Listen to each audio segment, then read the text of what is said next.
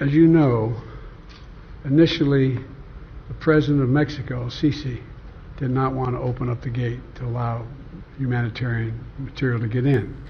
I talked to him. I convinced him to open the gate. I talked to Bibi to open the gate on the Israeli side. This is my video update on this Friday afternoon, February the 9th. Let's talk about some news. And let's start things off, of course, with the interview between Tucker Carlson and Russian President Vladimir Putin. A fantastic interview from Tucker Carlson. And let me give you some of my highlights of the interview. I'm not going to get into too much detail. Me and Alexander did a video on this interview, which will be going up on the Duran channel very soon. So definitely check that one out. It's about an hour-long video that me and Alexander did, and we cover this interview between Tucker Carlson and Russian President Vladimir Putin in quite a lot of detail. So I won't get into too many of the details. Let me just give you what I thought were my highlights from this interview. The first thing I want to say is that I really liked the podcast format of this interview. It really did feel like a podcast. There were no time constraints. Tucker Carlson did a great job in allowing Putin to speak. So Putin was afforded time to make his points, to express his opinions, to get into the history of Russia and Ukraine and the entire region. And I thought that was really good on Tucker's part to just let this interview carry on for as long as it needed, 2 hours plus, and allow the Russian president, allow Putin to speak freely. There were no type of gotcha questions, or it wasn't Tucker Carlson trying to manipulate the conversation or anything like that. It really did feel like a podcast or a live stream, and I really enjoyed the format of this interview. Now, some of my main highlights from this interview, I really liked the fact that Putin went into the 1,000-year history of things. And I mean, he really did go 1,000 years back. For some people that are not so interested in history, perhaps that might have been a little too much, but I really enjoy listening to Putin go into the history of things. And it's not uncharacteristic of Putin. Putin does enjoy talking about history. So I thought this was very much in character for Putin. It's something that he does very often. He likes to go into the history of things. And I really enjoyed the part of the interview where he really gets into the history of the region.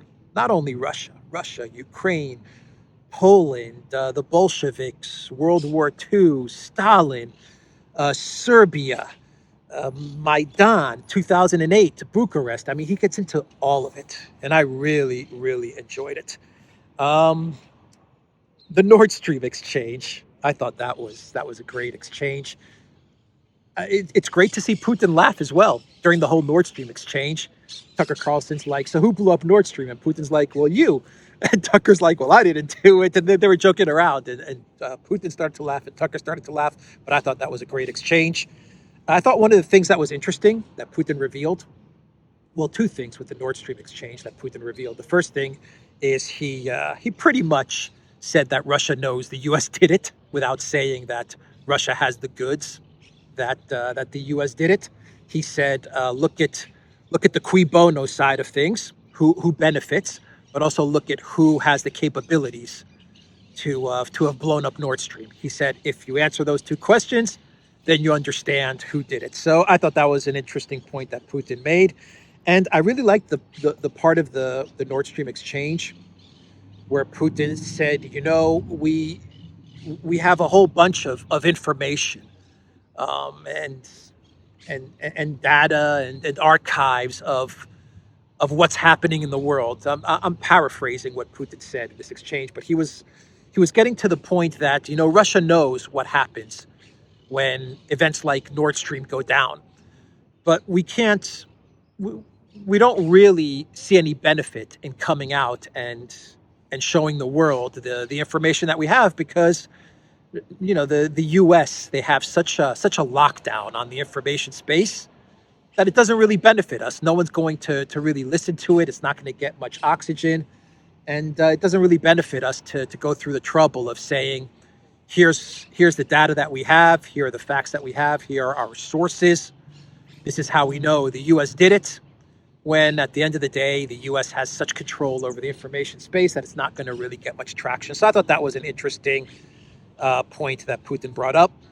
I really liked the fact that Putin brought up the whole Trudeau Canadian Parliament SS incident that went down 3, 4, 6 months ago. I thought that was pretty interesting when they started to talk about denazification. And Tucker was like, "What's denazification?" That was 80 years ago, World War II, Hitler, all of that stuff. And Putin was like, "Really? Was that really 80 years ago, or did we not have Trudeau with Elensky and the entire parliament in Canada giving a standing ovation to an SS Waffen guy?" I thought that was interesting. And he got into the whole Bandera thing. And that's going to be an eye-opener for a lot of people that have no idea who Bandera was and what ideology is prevalent in the west of Ukraine, in and around Bandera. So I think that's something that the collective West is going to be like, oh crap. He's talking about Bandera and the ideology and the history of Bandera, because the collective West has been trying very, very hard to squash information about Bandera and all of these types in the west of Ukraine. He talked about the U.S. dollar and weaponizing the USD and how sanctions are not working, how the Russian economy is thriving. I thought that was a great exchange. Obviously, the USD, the power of the dollar, is something that worries Tucker a lot. You can tell that Tucker is very worried about the state of the U.S. dollar as reserve currency. And Putin addressed that. He mentioned that U.S. presidents, they really don't make decisions anymore. The people that are really making the decisions are the political elites. They're the ones that are really making the decisions. And Russia's been promised many things by many U.S. presidents. But it's always the political elite that end up making the real decisions. And Putin was kind of hinting at if the United States really wants to get its country back, they have to drain the swamp. That's pretty much what Putin was saying. If you really want to get your country back and you really want to give your president power again to make decisions, then you have to get rid of this whole political elite class. And you have to drain the swamp. That's pretty much what Putin was getting at. What else? He talked about the history of Ukraine. I really liked when he got into the history of Ukraine. He talked about the parts of Ukraine that were Hungarian and Romanian and Polish. And he talked about all of the history of of the region, specifically the west of Ukraine. He even talked about his travel stories through the west of Ukraine and how he met Hungarians in the west of Ukraine, and then they were Hungarians, right?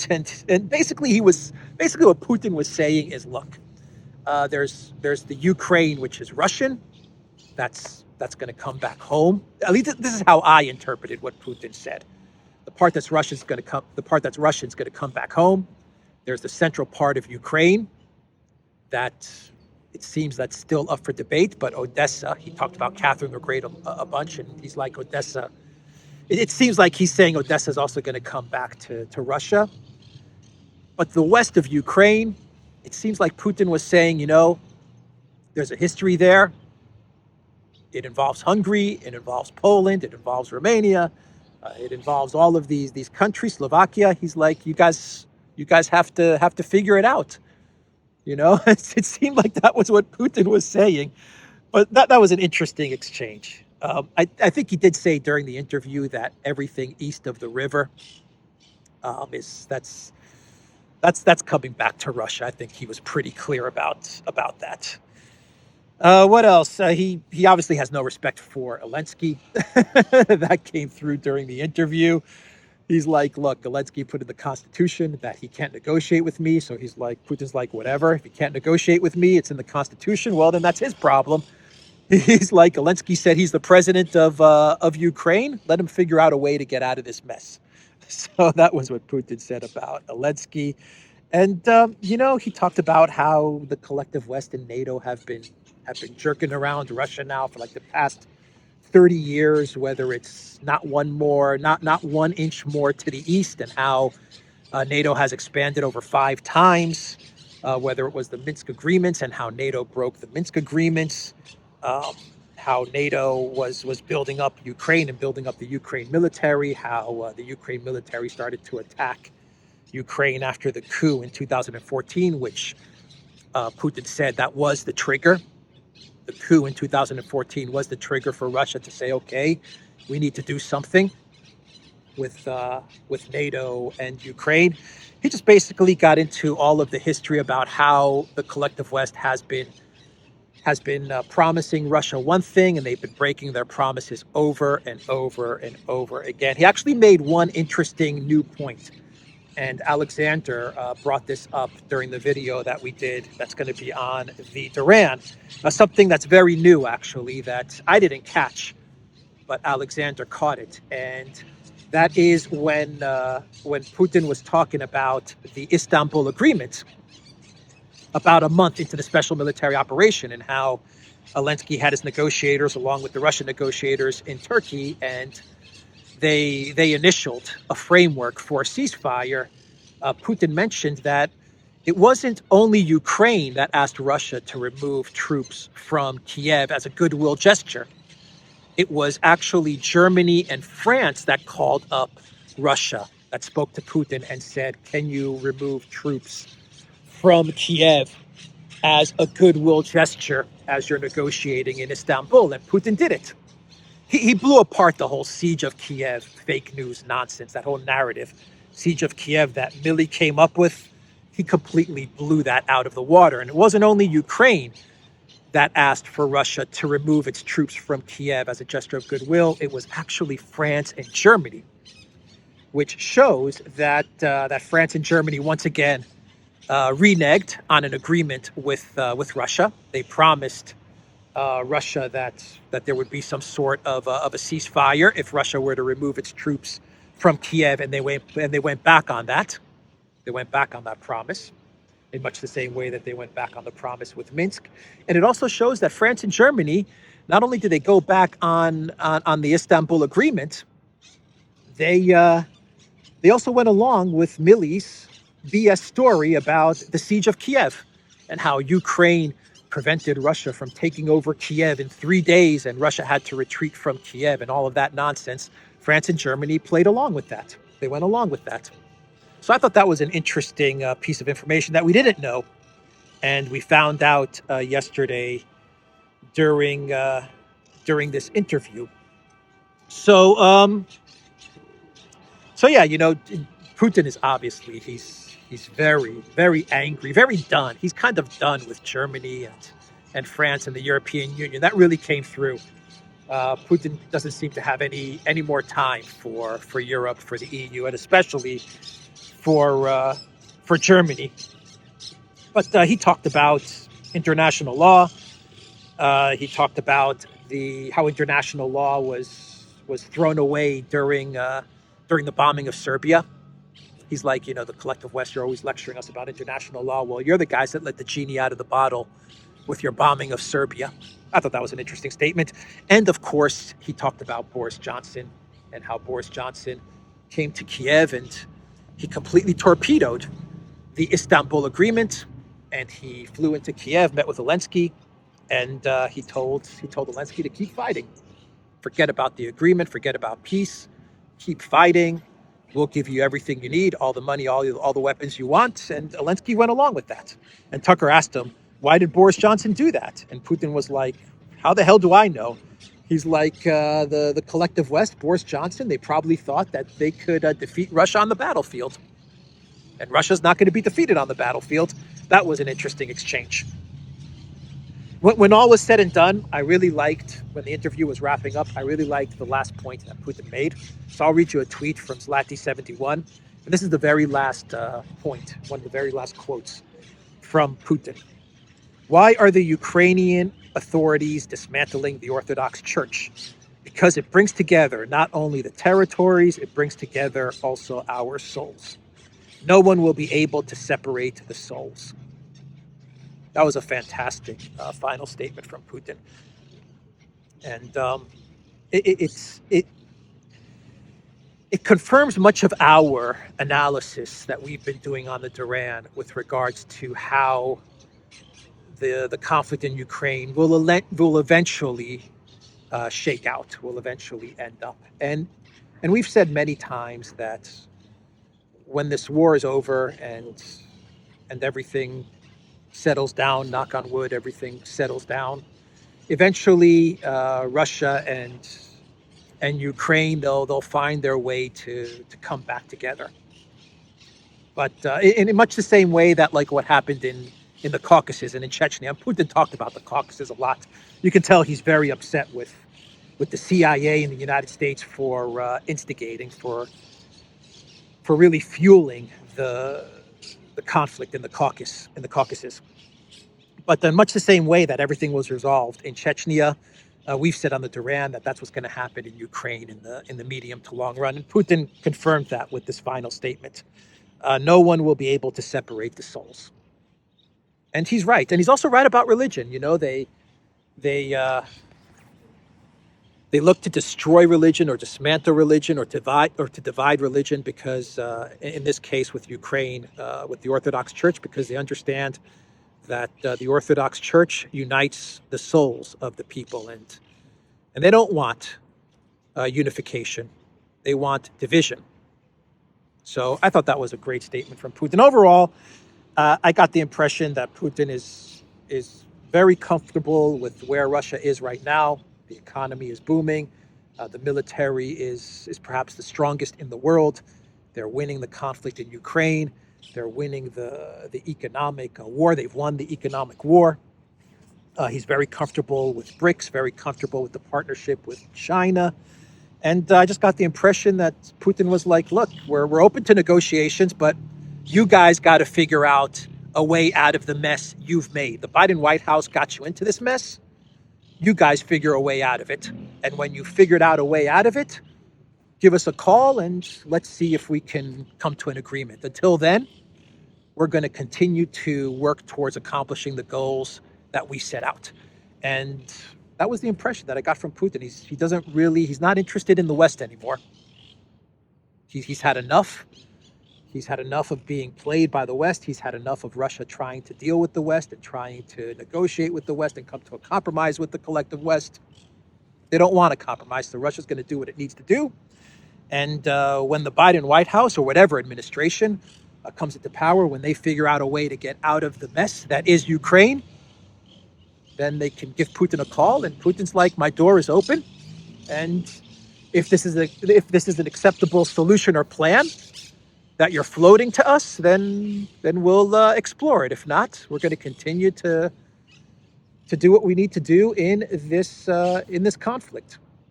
Very much like Clausewitz, the Clausewitz type of thinking, which is using war as just another tool to achieve your political aims. And that's what this conflict in Ukraine is all about. Russia has political aims, and the economic, financial, as well as the military, they're all tools that Russia is using in order to achieve those aims and those interests. So that was the interview between Tucker Carlson and Russian President Vladimir Putin. What did you guys think of the interview? What were your thoughts?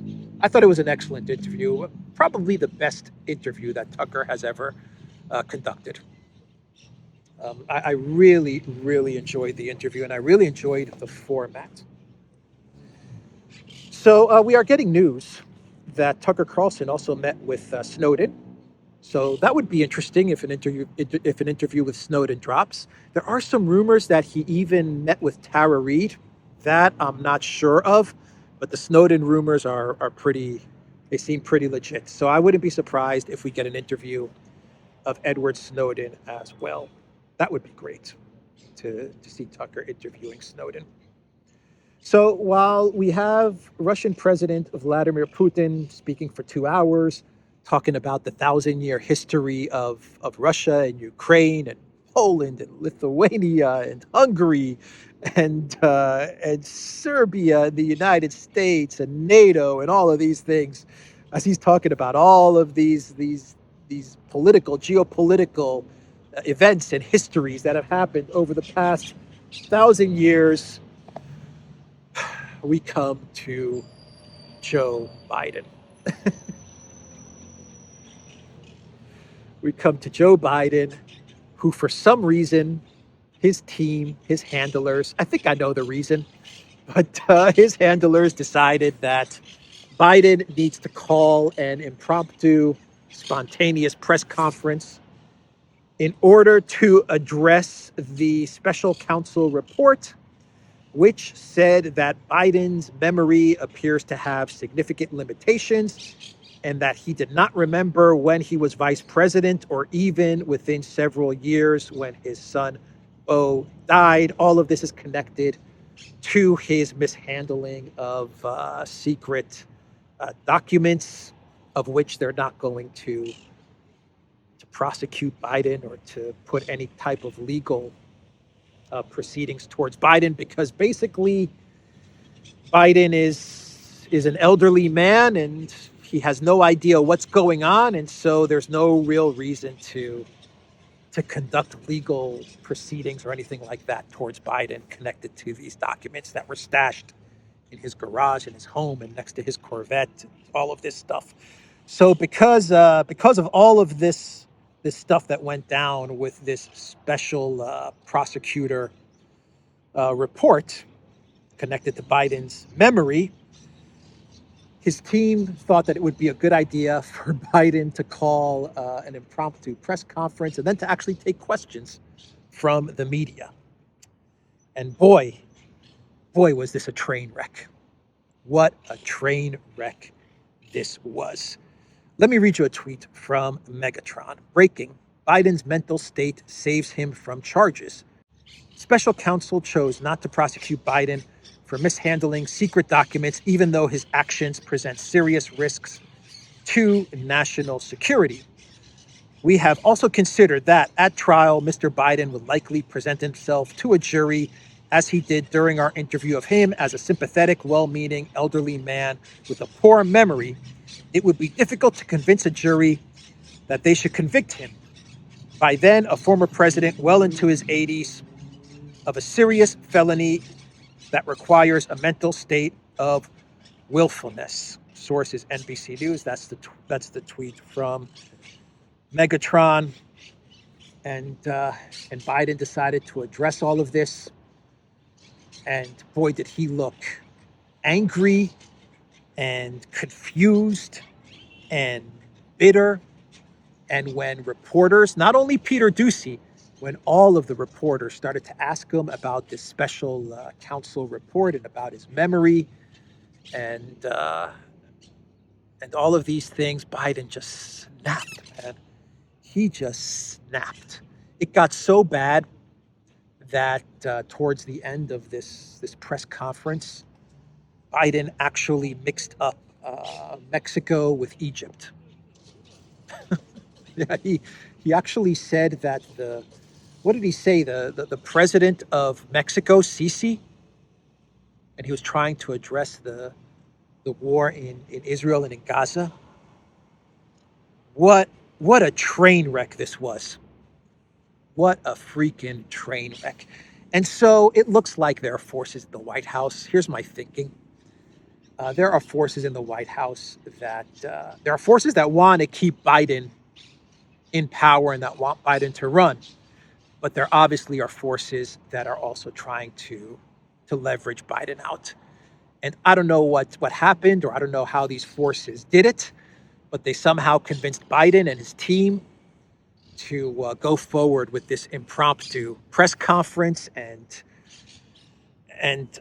my hunch is that reporters we're told by these forces, because look, reporters, they're stenographers. They're gonna do what the higher ups tell them to do.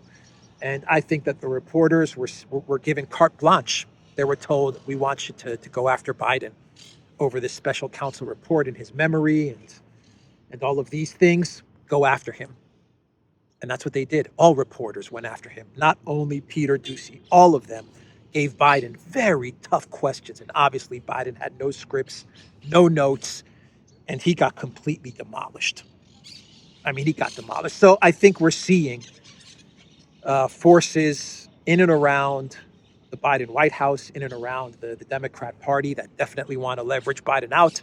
But there are still forces that want to protect Biden as well. So I don't know how all of this is going to shake out, but wow, what an S show this press conference was. What a freaking S show. I think I actually have bookmarked an article from the Babylon Bee, which kind of sums everything up. Babylon Bee. Man ruled too senile to stay on trial, still fine to run country. That really does sum it up, doesn't it? Here's a tweet from Fisher King. The president of Russia sat down with Tucker Carlson and gave a lecture on history stretching back 1,000 years that was entirely coherent. The U.S. government today proclaimed that Joe Biden can't be prosecuted because his mental state is so feeble, no jury would have the heart to convict him. Perfect. This tweet, this post sums it up.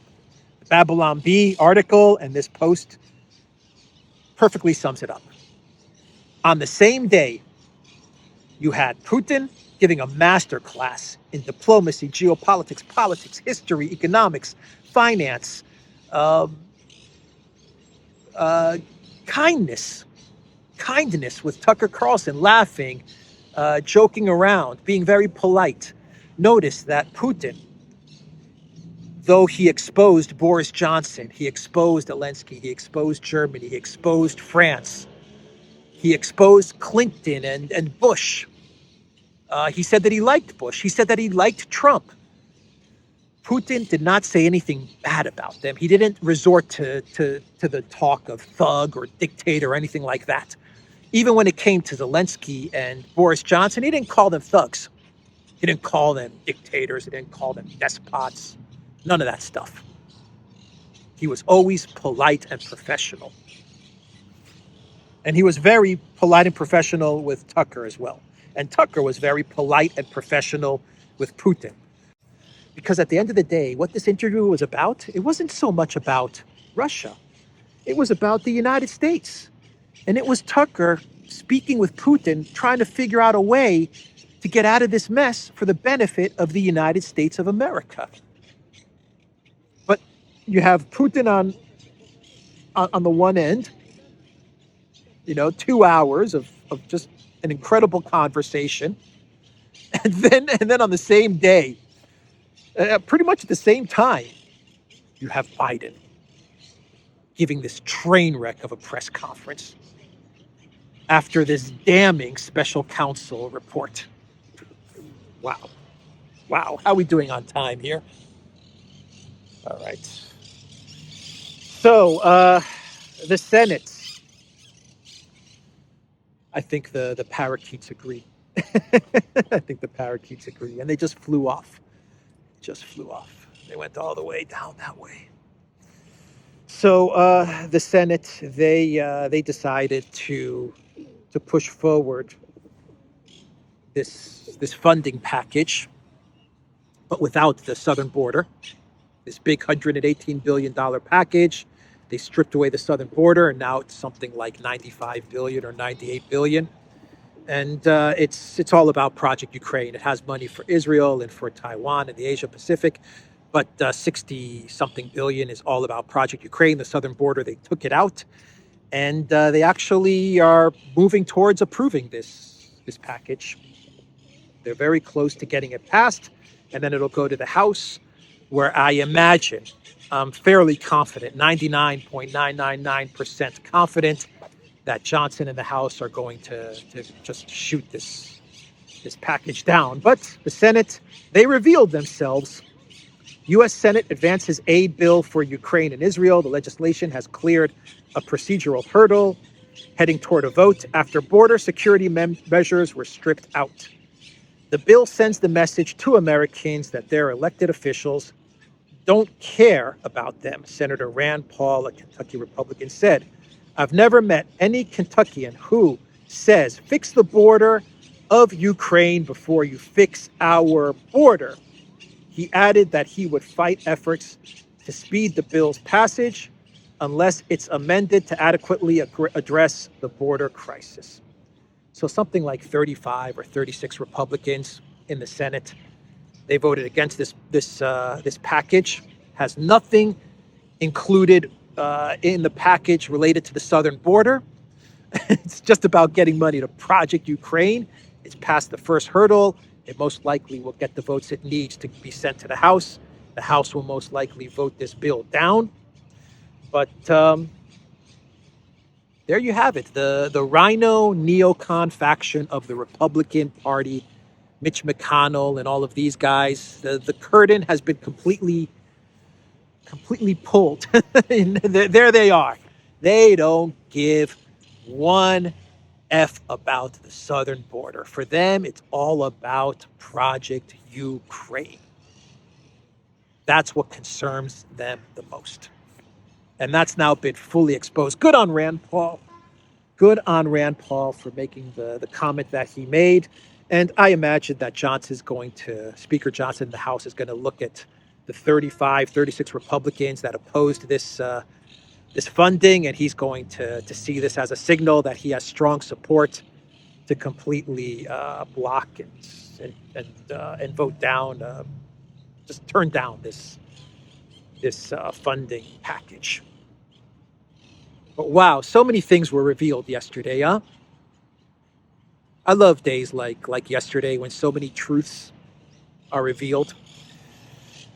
Let's see. The soap opera, the palace intrigue that is Kiev. Like sands through the hourglass, so are the days of Kiev. So in yesterday's episode, we had Petro Poroshenko, the chocolate king, coming to the defense of Zaluzhny in the parliament of Ukraine and telling Elensky to leave Zaluzhny alone, and basically telling Elensky to step down and leave Zaluzhny alone, revealing that there is some sort of an alliance between Poroshenko, Zaluzhny, and Klitschko. And in today's episode, we finally have the firing of Zaluzhny. It has finally happened. After weeks and weeks of waiting, Elensky finally fired Zaluzhny. This has been the longest firing in all of history, but he finally did it. And take a look at this photo of Zaluzhny and Elensky. Zaluzhny's like holding up the peace sign. Oh man, I don't know what I don't know the message that Zaluzhny's trying to convey in this photo, to be quite honest. Is Zaluzhny saying, I'm out of here? I'm Audi 5000. I'm gonna get the money that I've amassed during this conflict, and I'm gonna go live in one of my mansions in Italy or France or London or Miami. Is that what Zaluzhny's saying? Or is Zaluzhny saying, you are screwed, Elensky. You're about to be cooed. I don't know what Zaluzhny's trying to say. Or is Zaluzhny going to become ambassador to London, which there are rumors saying that Zaluzhny is going to be appointed ambassador to London, or they're discussing Zaluzhny in London. I thought Reznikov, the former defense minister, was ambassador to the UK. I don't know. It seems like everyone just gets pushed to London. Just go to London and you can be ambassador. London's going to have the UK's going to have 10 Ukraine ambassadors. Zaluzhny, Danilov, Budanov, Reznikov, Podolyak. They're all just going to be ambassadors to the UK. But look, Zaluzhny's out. The Times, they reported, the UK Times, they reported that Newland, when she went to Kiev. She was not happy about the firing of Zaluzhny. She would have preferred a different way for Zaluzhny to be pushed aside, to be phased out. I thought they were going to go with Budanov. All the indications were that they were going to go with Budanov. Budanov was doing so many interviews. He was getting so much press.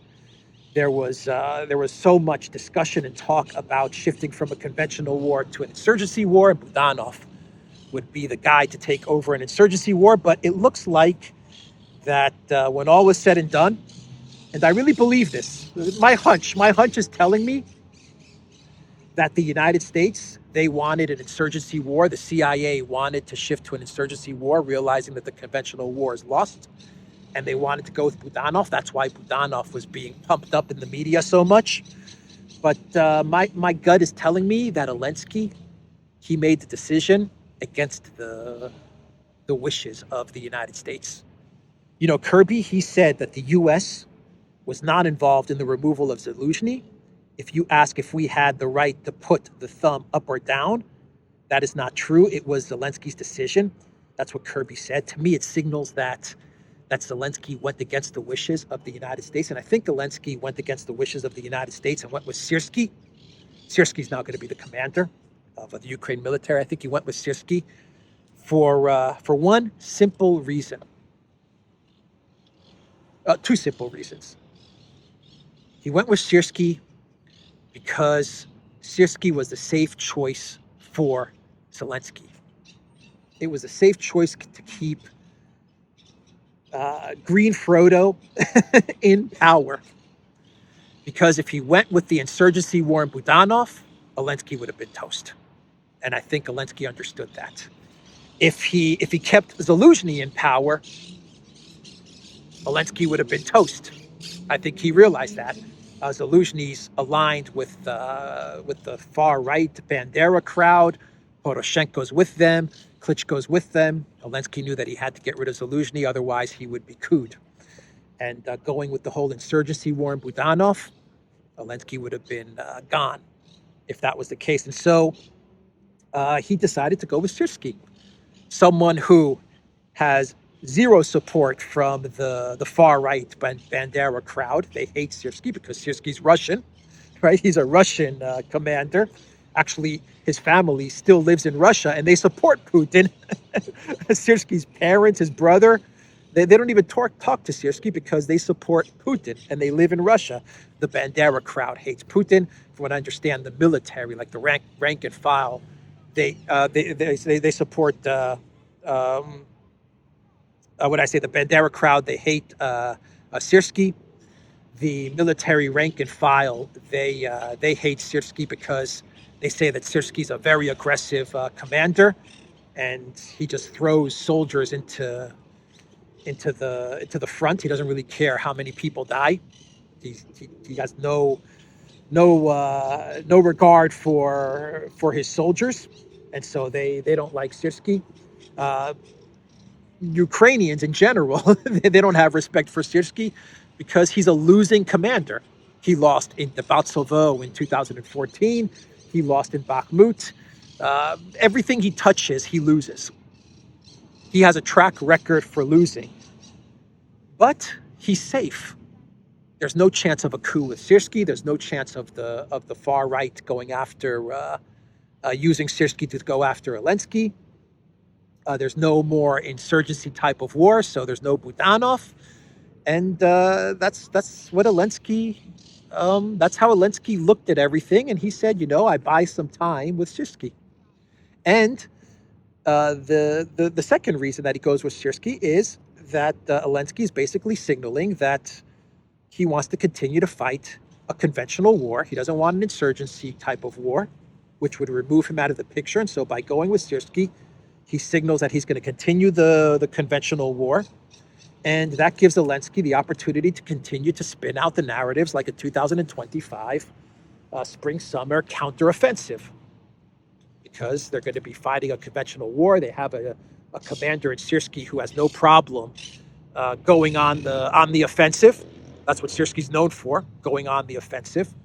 even if his military is going to lose. Syrsky's very aggressive. So Syrsky will play along with the whole counter offensive of 2025 narrative that Elensky's going to try to spin in order to buy Elensky the time that he needs so that he can figure out some sort of way to get out of this mess in one piece. So that's why Syrsky, that's why the Elensky went with Syrsky. I'm jumbling up all the names. Oh boy. So anyway, that's what happened. So Syrsky's the guy, and he's hated by everybody. He's hated by everybody. He's a complete loser when it comes to the actual battlefield. The far right in Ukraine, they despise the guy. The U.S., I don't think the U.S. likes Syrsky. I think the only support that Elensky has at this moment is the European Union. That's it. The EU, they're still on Team Elensky. The UK, they put out an article, the Telegraph in the UK, they put out an article actually calling Zaluzhny a clown. Those who know General Zaluzhny sometimes joke that Ukraine's wartime leadership consists not of just one comedian, but two.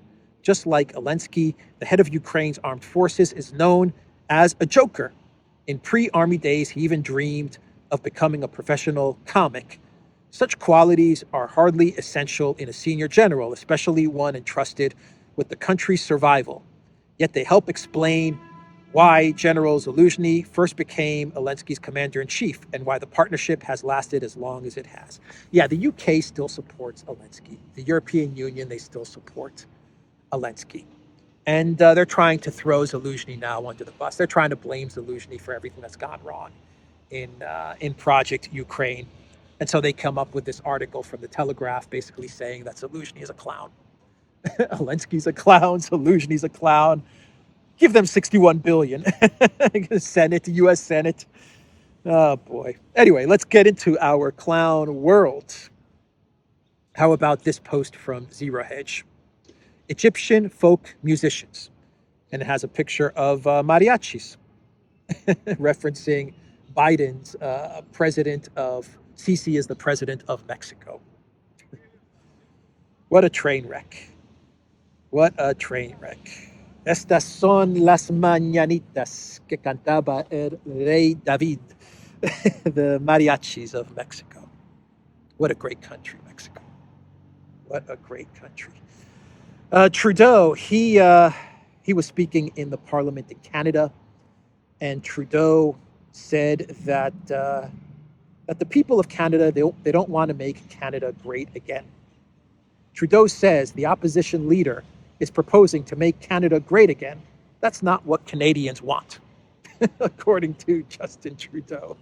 Hear from the leader of the opposition is under the previous Conservative government, everything was perfect. And what he is proposing to do is to make Canada great again. That is not what Canadians want. That is the video, everybody. The Duran.locals.com. We are on Rumble, ODYSEE, BitChute, Telegram, Rockfin, and Twitter X. And go to the Duran shop. 15% off all t-shirts. Take care.